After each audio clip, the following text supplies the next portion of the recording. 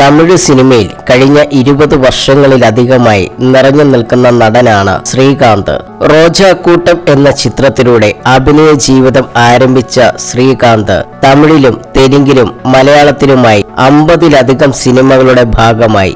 ബോളിവുഡിലെ എക്കാലത്തെയും വലിയ ഹിറ്റുകളിലൊന്നായ 3 ഇഡിയറ്റ്സിന്റെ തമിഴ് റീമേക്കായ നൻപനിൽ ശ്രീകാന്ത് പ്രധാന കഥാപാത്രത്തെ അവതരിപ്പിച്ചിരുന്നു.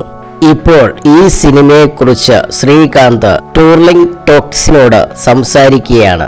നൻപൻ സിനിമയുടെ സെറ്റിൽ ഏറ്റവും അവസാനം ജോയിൻ ചെയ്തത് ഞാനായിരുന്നു. സെറ്റിലെത്തിയപ്പോൾ തന്നെ ശങ്കർ സാറിനെ കാണാൻ വേണ്ടി പോയി. അപ്പോൾ വിജയ് സാർ അവിടെ നിന്നും ഇറങ്ങി വരികയായിരുന്നു. ഞാൻ പുള്ളിയെ നോക്കി ചിരിച്ചു എങ്കിലും അദ്ദേഹം മൈൻഡ് ചെയ്തില്ല. പിന്നീടാണ് അറിഞ്ഞത് വിജയ് സാറും ശങ്കർ സാറും തമ്മിൽ പ്രശ്നമാണെന്ന്. പുള്ളിയുടെ ഹെയർ സ്റ്റൈലിനെ പറ്റിയായിരുന്നു പ്രശ്നം. പുള്ളി ആ സെറ്റിൽ നിന്നും ഇറങ്ങിപ്പോയി. അതേ റോളിലേക്ക് പിന്നീട് മഹേഷ് ബാബുവിനെയോ അല്ലെങ്കിൽ ആദ്യം പ്ലാൻ ചെയ്തതുപോലെ സൂര്യയെ വിളിക്കാമെന്ന് ശങ്കർ സാർ പറഞ്ഞിരുന്നു. എന്റെ പേടി അതായിരുന്നില്ല.